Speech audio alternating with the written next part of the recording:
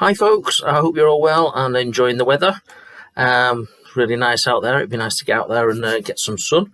However, we're at People Matters are still busy. We wanted to give you a video update about the new job retention scheme, which allows you to furlough staff from the 1st of July. It is quite important to note that they are two different schemes. The current one ends on the 30th of June, and only people that have completed a 3-week cycle and started it before the 30th of June are eligible to join the new scheme. If somebody is already on the furlough scheme and has started late for whatever reason, they have to complete a 3-week cycle, even if it runs into July, before they can go on to the new one. So we've summarised what you need to know, as much as we can get that information ourselves. As you can imagine, having been through it the first time, these things come out in the wash a little bit, but we think we've got a little bit more than we did 3 months ago. So from the 1st of July, employers can bring back employees that were previously furloughed for any amount of time on any shift pattern. And these employees will still be able to claim under the scheme for the normal hours, not worked up to a set limit. From the 1st of July, you'll be able to agree working arrangements with any previously furloughed employees. As I've said, if you've already had 3 weeks off on furlough, you've got a ticket to enter the new furlough scheme, if you like. Big difference this time, it isn't a 3-week period for being able to claim. It's now a 1-week period of 7 calendar days, which is the minimum period for claiming the grant for the furloughed hours. You can make claims for longer periods also, so those that are on monthly or 2-weekly cycles, basically you can claim for the full month. Oddly enough, 7 divides better into a month than 21 does. So if you're like us and you're monthly paid, essentially at the end of the month you can put in your 4-weekly claim. So what you do basically is you put in, you claim the grant for the hours that the employees are not working. So in other words, when they come into work for you, you pay them at their hourly rate on paper, and you deduct that from your claim. But obviously the employee won't see any difference, because they will still see at the end of the month the furlough rate of pay, whether it's 80% or whether you're topping that up anymore. You're obviously responsible for paying for tax and national insurance that's incurred during the time that they're working for you. So a couple of dates to note. 31st of July is the day that you can submit your very last claim for periods ending on 30th of June. So anybody who's been on the previous furlough scheme, you must get your claim in by the 31st of July or you've lost it. Let me see what else is useful there. What can you claim? Now, things are starting to drop down, as you will have seen from the press. So there's no change in the grant levels in June. Not that there's much left of it. But for June and July, the government will pay 80% of wages to a cap of £2,500 for staff that are on furlough. So same as we're doing at the moment. So no change there then. From August, the government will still pay 80% of wages up to a cap of £2,500. But you will have to pay national insurance and pension contributions for the hours that the employee is on furlough. In September, this is where the bigger drops come into play, that the government will only pay 70% of wages up to a cap of £2,187.50 for the hours that the employee is on furlough. You will also pay NIC and pension to top up the employer's wages. At the end of the day, they still will receive 80%. You have just got 10% contribution plus national insurance and pension. October, that drops to 60% again. So employees C80, you will have to pay 20%, government pays 60%. The scheme will then end on the 30th of October. So Halloween is the last day you can claim for furlough.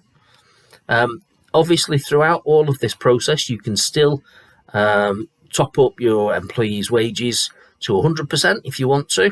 That's entirely up to you, or 90%, not an issue. We'll send out with the paperwork behind this a little bit of a chart that helps you with those numbers that I've just been through with you. So pretty much like we did back in March, this is a new furlough scheme. So you're going to have to write to your staff again. Basically just to explain the key issues, that it's weekly, that they are allowed to come into work. And when you ask them to come into work, I think what we're going to do within the stock letter, to be honest, is tell people that they are under contract and they are required to come into work. But if they've got any serious issues around childcare, to speak to you. If I'm honest, that has been the biggest issue we've had since lockdown started to ease off, is people not wanting to come back into work because of childcare. That's been the biggest issue, but we're going to have to handle those as sensitively as we can. But at the end of the day, they're still employed to come to work for you. You have to keep a written record of all this for 5 years. So obviously, put it in Breathe HR. It'll lock it in there for you. And you've got that record in case HMRC come and do an audit on you in a few years' time. Now, apparently, you don't have to get a written response once you've written to the employee to tell them that you're on the new furlough scheme. I would still encourage it, though, because it's still a variation to contract. So we'll put that in the sample letter that we're going to send out later following this video. Obviously, up until the 1st of July, your staff could only do training when they were on furlough. Now, when they come into work, you've got to pay them that 100%, but you are able to now flex it for someone who want to come in and work mornings for you, or every other day, or just do a little project. But the whole idea of this is to start bringing people back into work. What else do I want to mention? Obviously, they can still take part in training. Keep your eyes open. We've got some good offers for our Improve online training now that people can do while they're off, which is great. We'll put some links in there so you can check with HMRC who you can retain and who you can't. Be worthwhile just mentioning at this point that it is down to you now to make sure that the place of work is totally safe. Now, because it's got to be totally safe, you are going to have to make sure you've got a risk assessment that staff or anybody coming into your premises can see, that identifies what the risks are and what you've done to mitigate them, what controls you put in place. You can be held liable under criminal law for breaches of health and safety if your workplace is not safe, and it's no different for the COVID protection of staff. So think about making sure, I'm sure you've all been through this already, but it doesn't hurt to have a quick refresher. Make sure you've got masks available for people if they wish to wear them, and encourage them to do so if they're quite close together. It stops anything that you might have in your breath or chest going to other people. Make sure you've got lots of hand sanitizer. Thankfully, the prices have come down. Gloves should be available as well. Make sure you've got plenty of wipes, so people can wipe down the desks, the laptops, and all this kind of stuff. As much as we'd like to encourage people to get together and go in the staff canteen or break area or whatever you've got, I'd actually be saying to people, it's safer if they brought their own sandwiches for that period of time and staggered break times, so you're trying to have less people in a place at any one time if you can. Obviously, we can now go within a metre of each other, but try to keep the social distance to 2. There's all sorts of products out there in terms of perspex screens to separate workstations if people are close. You can turn desks around so they're facing away from each other. This type of year, get the windows open, get the doors open. And as they keep saying, at the end of the day, unless you really have to go to work, stay at home, work from home. The systems that we've got now seem to be working pretty well. And it's all about stemming the spread of this disease. We're coming down into the right time, but we don't want the second spike, obviously. So I think that's it from me.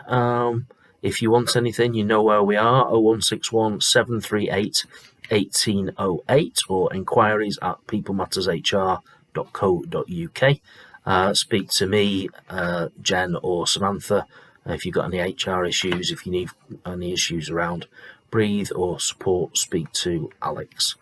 So thanks very much for listening. Take care.